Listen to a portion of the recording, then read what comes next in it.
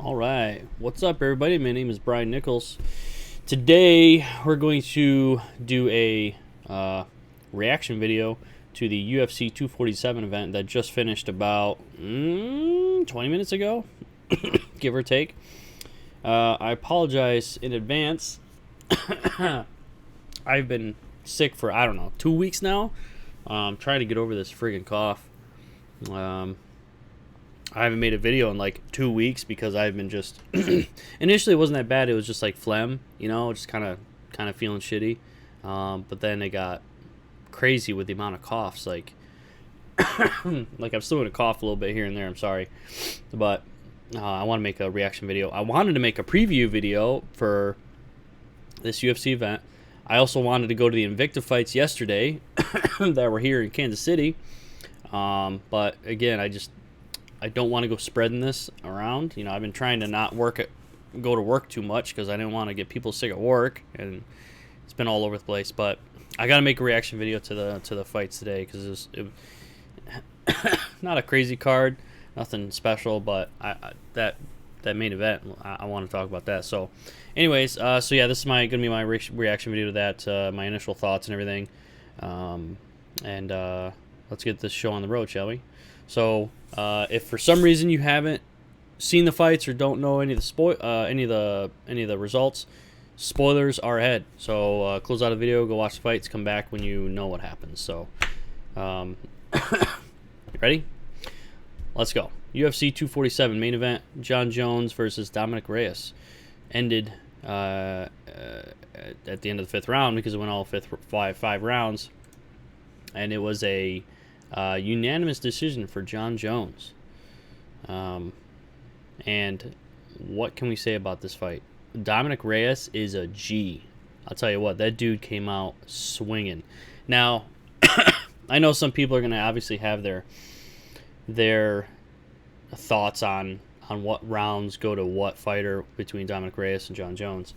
In my personal opinion, the way I scored it rounds 1 and 3 for Reyes. To me, 1 and 3 are like definitely Reyes. 4 and 5, I think everybody is unanimously agreed that 4 and 5 is for Jones. So it's basically for trying to figure out what about 1, 2, and 3. In my opinion, again, this is my first run through.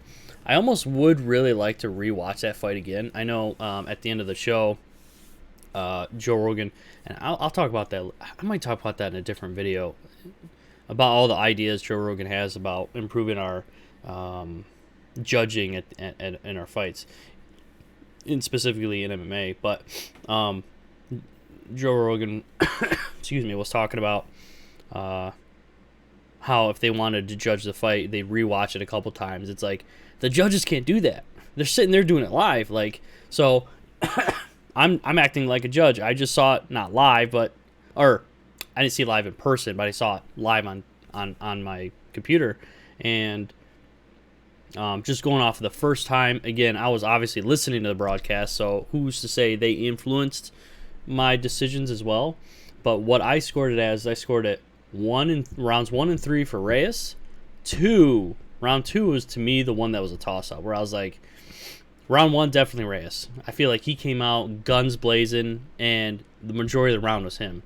I feel like Jones was kind of, I don't want to say flustered, but like really trying to like slow the shit down. Like, whoa. Like, I feel like all the other fights that Jones, not all of them, but a lot of the fights that Jones had recently, even DC, what's the other, Anthony Smith, especially Jones's last fight, which I'm forgetting his name, Thiago Santos. I feel like all those fighters came straight at him, like straight down the line, where Dominick Reyes was very not horizontal, but very good at going side to side. Like, dude, when Reyes got up to the cage and Jones was trying to corner him, the dude was just so good at maneuvering back and forth off the cage. Jones just couldn't really like tee off on him at all. But Reyes would come back and and round one definitely Reyes. Dude, to me, I don't know how people can argue. Round 1 is for Reyes. Round 4 and 5 for Jones. 3, I can almost maybe have an argument for Jones. Again, this is just my first time watching it, and the 2 is definitely a toss up. Like that's the one. Like when it after going to the 5th round, I was like, it's either 2-2, or Reyes is up 3-1, because I had Jones definitely having the 4th round, and that's all. I was like, Reyes should put the pedal to the metal in this 5th round, just so he has a winning chance of winning 5th round. And Jones just did what Jones does in those 4th and 5th rounds. And obviously Jones is the greatest ever when it comes to light heavyweight, maybe mixed martial arts all ever. Like, I don't know how anybody else is going to beat him, because nobody else has that championship level fights. Like, I know, like, obviously Jon Jones, he's not like the superstar caliber of like, you know, Ronda and Conor, but he has obviously a good status in the UFC.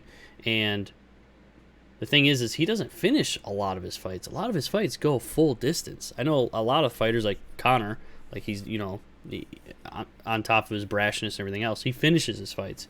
Where Jones, a lot of his fights go decision. And same thing here, goes straight to the decision, and he wins the decision, unanimous. So I was listening to the broadcast after the fight, and I think John Anik was talking about the cards, and I think he said one of the judges gave Jones 4 rounds to 1, and so that means they would have gave him 4 and 5, and I'm assuming 2 and 3. I was like, damn, because yeah, I think the one was 49. What would that be? 46, 45? No, 49, 46. I was like, giving him 4 rounds? Like, damn, I could see 3 rounds at 4. I don't know. I guess if they gave him that 3rd round, a 1 I feel like is locked down. But either way, what else can we say here? Jones, obviously, being able to, obviously, not destroy, but do what he does best in rounds 4 and 5s. Like, that I feel is expected. Unfortunately for Reyes, he put that pedal to the metal like rounds 1 through 3, and then 4 and 5 just took him off. If he would have put up a good fight in round 5, I feel like Reyes could have took it, but obviously not with that one judge, I guess. But yeah, dude, damn good fight from Reyes right from the go. Like, I feel like that's what we're gonna have to. We're gonna have to see somebody finish Jones. I almost feel like you got to beat him in a 3-round fight. You have to lock down completely rounds 1, 2, and 3. You have to, and then just let Jones win 4 and 5, and then he'll just lose the decision. Unfortunately, given that, like, even if you beat Jones, obviously UFC is going to give him another rematch anyway. So once you beat Jones once, you're going to have to friggin' beat him again, unless Jones says screw it and say finally move to heavyweight. I don't know. But Dominick did really good. Like, I think he did he put up a better fight than Thiago Santos? I mean, that was a split decision. Just looking at the way the fights were finished, unanimous versus split decision, you'd have to say Thiago put up a better fight. But I feel like Dominick Reyes came in with a better game plan. I really did. Like, Reyes did really well for only having, I guess after tonight, 13 fights professionally, and coming from a background in football, it's like Dominick Reyes did really good. Where does Reyes sit after this? I mean, I think there's still. Let me look at Reyes's record here. I want to see who else he hasn't fought. I mean, he just beat Weidman before Jones, and he was obviously middleweight moving up. He beat Volkan, Ovince St. Preux, Jared Cannonier, but Cannonier's down to middleweight. So there's definitely a lot of people at light heavyweight that will keep Dominick Reyes busy. So I guess I'm not too worried. Let me bring up the UFC rankings. Let's see here. Light heavyweights. So Thiago Santos. Did Dominick Reyes fight? I think he did, actually. Oh, no, he didn't. He hasn't fought Thiago Santos. Boom, there you go. He can fight Thiago Santos. Like, Anthony Smith. I don't think he's fought him. Nope. Jan Blachowicz. So Dominick Reyes definitely could stay busy at light heavyweight. So I'm not too worried about him. He could definitely maybe take Thiago, but Thiago, I assume he's still healing up his legs. Excuse me, his knees. Maybe Anthony Smith. Let's talk about Jones. What's next for Jones? Obviously Joe Rogan asking him, I'll go up to heavyweight. Nah, dude. I think Jones should stay for one more fight. Next week, we got Corey Anderson and Jan Blachowicz. Jan has definitely come a long way from how he was initially when he first came to the UFC, and because he's definitely been up and down with his wins and losses. But Corey Anderson, I feel like Corey could be the guy. I'm not gonna put my foot in the sand my foot in the ground like he's definitely gonna do it. But I feel like Corey, Dominic obviously had a good shot, but I feel like Corey, I don't know. I feel like Corey has a good shot, and I feel like Corey's gonna beat Jan. Even though Jan has gotten better and better, but Corey is just on another level right now. And even though, a lot of people say it's boring, like, he's winning fights. And so if he beats Jan, think about it. Jon just won tonight. If next week Corey wins, there you go. Jon and Corey. I guess if Jan wins, put him up against Jon, but one more fight, whoever between Corey Anderson and Jan Blachowicz, have them fight Jones. Then from there, if Jones really wants to continue fighting and move up to fight monsters heavyweight, which, okay, you fight Stipe, you beat Stipe, then what? You're going to fight Ngannou? You're going to fight those monsters at heavyweight? Like, let's look at the list. Daniel Cormier. What's going to happen between DC and Stipe? You got Curtis Blades.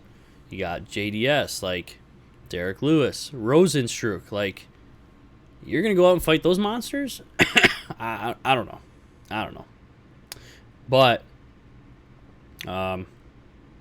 obviously Jones wasn't going to say exactly what he wanted to do. He's going to go back, talk to his team. That's what most people say. But that's my thoughts. I think one more fight light heavyweight between Anderson and Blachowicz. And then from there, if he wants to continue, I mean, dude, he could walk off into the sunset now.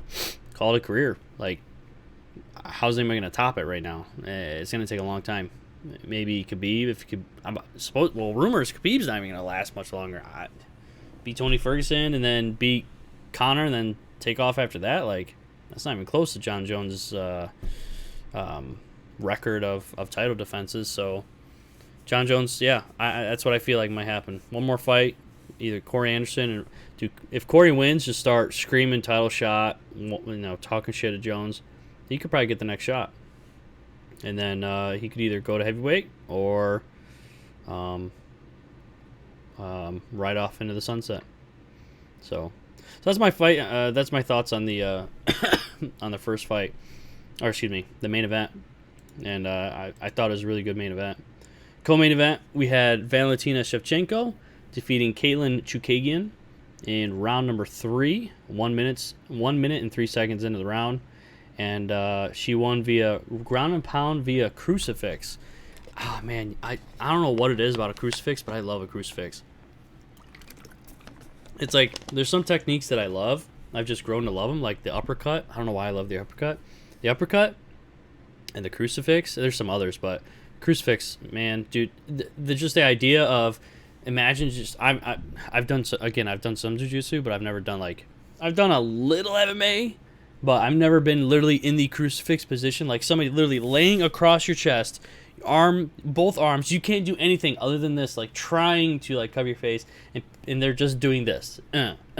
Like, obviously you could do some hard shots. I think Valentina's shots were pretty strong, but just that. And if you can't do anything, like, the ref's gonna call it. Like, I don't want to say Katlyn was about to get out of it, but it looked interesting how she was kind of turning her legs, like almost possibly getting out of it, but the ref called it and that was it.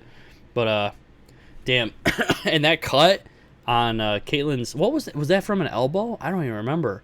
But that was like, dude, when she went to the corner and the cut man was cleaning her up, I was like, damn, that was a deep cut. So, and what was also crazy is, excuse me, I'm not a betting man. Like, have I bet? Oh, excuse me, I have bet. When I went to the UFC. Actually, I can bring it up right here. The UFC event in Vegas last year for the Fight Week cards, which was, again, Jones fighting Thiago Santos. So that was UFC 239. I went to that card with me and my buddies, me and two buddies, and it was first time being in Vegas, blah, blah, blah. And they're like, oh, come on, we can do some kind of Vegas thing, when it comes to either playing poker or things like that in the casino. I was like, nah, I don't really want to. Like, I have money to do stuff with, not to waste. Anyways, I was like, fine, we're in Vegas, let's do it once. So I did blackjack. And I walked out with $80. I'm like, I'm done, I'm out. The moment I lost is when I walked out. So I just kept winning. I think I got to like 100, or was it 100 or 90 or something? Then I lost, and then I got to 80, then I walked out. Dude, $80. Hey, bought me a shirt from the event and some food and shit. But where was I going with that? Sorry, I'm getting off topic here. Because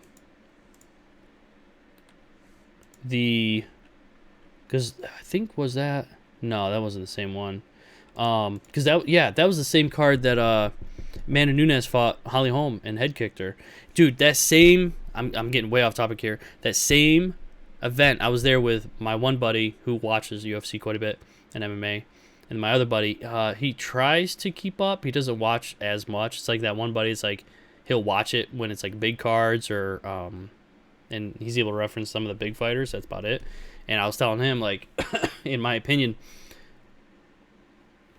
excuse me, women MMA, I feel like just need to get head kicks down, because head kicks for women, that's how they stop fights. Like, I feel like it's super rare to get knockouts with punches. Like, Amanda Nunes is a little special, but it was that night Amanda Nunes got that head kick on Holly Holm, which is funny because Holly Holm head kicked Ronda. I was like, look at this shit. Anyways, and then of course Valentina with Jessica Ai. So, anyways, back to the co-main. Valentina looked great. Oh, that's where I was going with this. Saying I'm not a betting man. I was looking at the odds of Valentina being like minus 1,400 and Katlyn was plus 800. I've never bet on fights. I've said in the past, like, oh, I should. Not because I think obviously who doesn't like money? Like, I was just looking at it. I was like, dude, and I went and Googled, like, because I've never actually sat down and looked like, oh, minus 300. If you put $10 down, what would that equal? Like, I've heard people talk about it, but I've never actually sat down and looked at it. And I got a website and I put in, if Katlyn was negative 800 and you put $20 down, you would get $160 if she won. I was like, damn. Like, let's be honest. MMA. Sorry, I'm getting excited. MMA is crazy. Like, everybody and anybody can lose on any night. Let's be real. Like, yeah. Valentina should definitely win. Like, she should win. But everybody has a puncher's chance. Shit can happen. Crazy shit happens. Like, Anderson Silva's leg getting blown off, snapped in half. Like, crazy shit happens. Valentina could have went to kick Katlyn's leg and snapped her leg. And then, bam, everybody that put money down on Katlyn would have won it. Like, if you would have put $100 down on Katlyn, you would have won $800. So, to me, it's excuse me. This is why I haven't made videos. I start talking, then I start coughing. I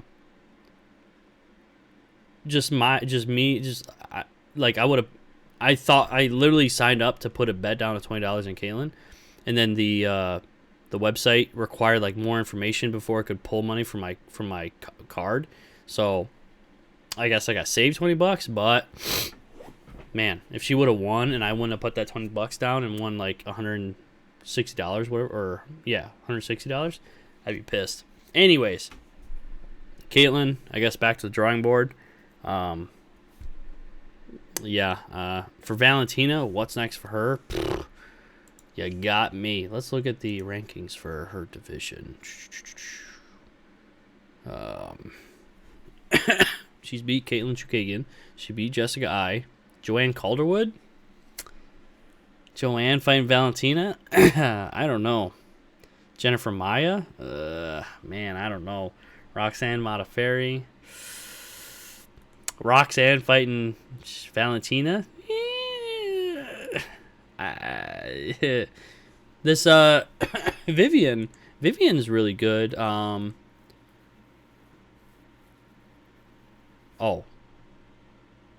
is she fighting bantamweight now? No. Why is she ranked at flyweight? I don't know. Anyways, yeah. I don't know where Valentina goes from here. Somebody was saying maybe have her fight. Was it Amanda? I think again. I was like, I don't know. So, yeah, co-main, good co-main. It was a little slow at first. Valentina was a lot quicker, and that cut messed. I wonder if has Katlyn ever been cut before? I don't that I can recall. I can't recall that. So, yeah, good fight. Excuse me. And then the fight before that, Justin Tafa defeating Juan Adams. Juan Adams came out, dude. He came out beast mode. Like I feel like he was doing good on distance. Then Tafa just clipped him, man. And welcome to heavyweights. Juan just went down. It was round 1, 1 minute 59 seconds in round 1. It beat him. So Tafa up to 4-1. He obviously needs a lot more experience before getting up there. But it was really weird that was the third fight on the card. Like what are we doing if that's like did we not have any other ranked fighters? Derrick Lewis, he should be ranked. Why is he not in the third slot? Like him versus Ilir Latifi. Like, are they trying to push Juan Adams? I don't. What is going on here? But okay. Fight before that, Dan Ige. I always say his name wrong. Defeats Mirsad Bektić. This is a split decision. That fight was okay. Nothing crazy stood out to me, really. Yeah, I don't really have much to say about that one. Next fight, Derrick Lewis defeats Ilir Latifi. This is Ilir Latifi's fight at heavyweight. Dude, of course, Derrick Lewis, being a H-Town boy from Texas, Houston was just ready to blow up the moment Derrick Lewis touched him. And Ilir Latifi, like, let's be honest, like, it's not fun to watch, but it's a good game plan. Granted, Ilir lost, which is like, I don't know how, I didn't catch the beginning of the broadcast where they always say, oh, Texas is taking up the new rules. I'm assuming they did. So that means the judges should be going by damage. Did Ilir do damage when he held him down? Did Ilir do damage when he had him against the cage? Maybe that's why they gave it to Derrick Lewis, but under the old rules, Ilir Latifi would have won that. So, but Derrick won. So good win for Derrick. Ilir, I think he should stick with heavyweight. Try it again. I think he looked good. He looked powerful. But yeah, just work on that striking defense and working on maybe countering if he just wants to sit back like that when he's doing to Derrick. But good fight there. And then we're now at the top of the prelims, the regular prelims. We had Trevin, is it Gills or Gills? I forget. He won a split decision versus James Krause. Let's talk about this fight, okay? my thoughts. James Krause, my boy, he's from here in Kansas City where I live currently. Good guy. I haven't met him in person, but I trained at that's the gym I trained at was the Glory MMA gym. It wasn't the one that James ran. I actually trained at the one that Zach Cummings runs. And Zach Cummings, cool guy. And if the gym at the one that I went to is similar to the one that James does, probably cool environment and everything. And James was literally there to corner. I forget who he was. It somebody on the very first fight? Was it Yusuf? I think it was Yusuf, if I remember correctly, on the very first fight in the card. And he was there literally to corner him. And within 24 hours, he stepped up to fight friggin' Trevin. Which is insane because the dude had, what, a 6-fight win streak at, was it welterweight? And now he steps up to middleweight on 24 hours notice to fight this guy. And obviously, James is not going to be peak performance because, 24-hour notice. But the thing is, James almost won that. In my opinion, maybe I'm biased, but I was looking at round 1, I think went to Krause, Round 2 went to Trevin. That round 3, I was like, oh shit, it's 1-1. And Krause started putting it on him. Like, you could tell Trevin was slowing down. I was like, dude, is Krause going to pull this off right now?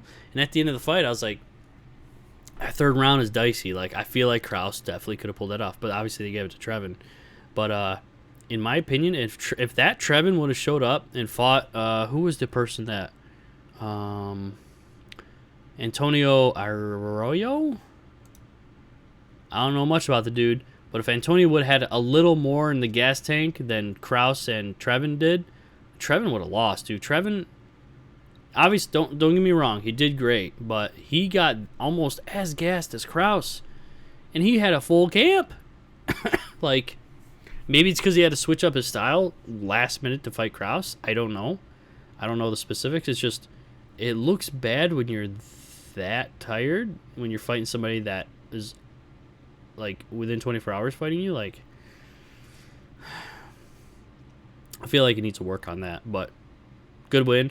Unfortunately for Krause. Luckily for Krause, it's in middleweight and not his division welterweight, so his win streak is still somewhat good, still in the welterweight division, so get a little bit of a payday. I wonder if Krause has ever actually fought at middleweight, or if that was his first time. I assume that's his walk-around weight. He walked in 183? So, but, yeah, okay fight. Next fight before that, Lauren Murphy, Andrea Lee. Lauren Murphy wins split decision after all 3 rounds. Lauren Murphy, maybe she's getting better. Man, my stake on Lauren Murphy was she was just not that good. After this fight, she's 12-4. I mean, Andrea Lee, after she fought this, she's now 11-4. So, I mean, Lauren Murphy would have been 11-4. Andrea Lee was 11-3, so really close records. So good matchmaking record-wise. It looked like a good fight. I feel like Andrea Lee could have possibly pulled that off as well. So some definite weird judging today. I agree with the broadcast team. Like, some weird judging going on today.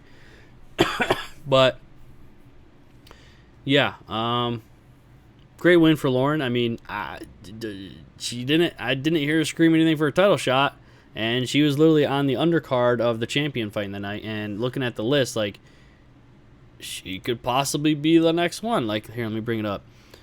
Okay, so Valentina in order beat Katlyn, Jessica I. She hasn't fought Calderwood, Jennifer Maia, Roxanne, Vivian. So Lauren Murphy. Sorry about that. So 1, 2, 3, 4, 5. Well, if she got that win, she might move up a little, but she beat Andrea Lee, and Andrea Lee is one spot down. So yeah, she's still a little ways down, so maybe that's why she didn't scream until her shot. But what are you gonna do? And then I'm not gonna lie, the next couple fights that were, I think, at the bottom of the prelims and the early prelims, I had a little, not family incident, but my family contacted me and I had to talk with them for a while. So I was kind of watching the fights, but I was like basically Skyping with my family. I couldn't really focus on the fights. But the Chaos Williams fight, 27 seconds in, finishes Alex the Great. Is Alex the Great Moreno?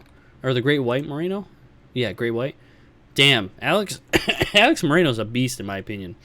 And Chaos does that to him, like, damn.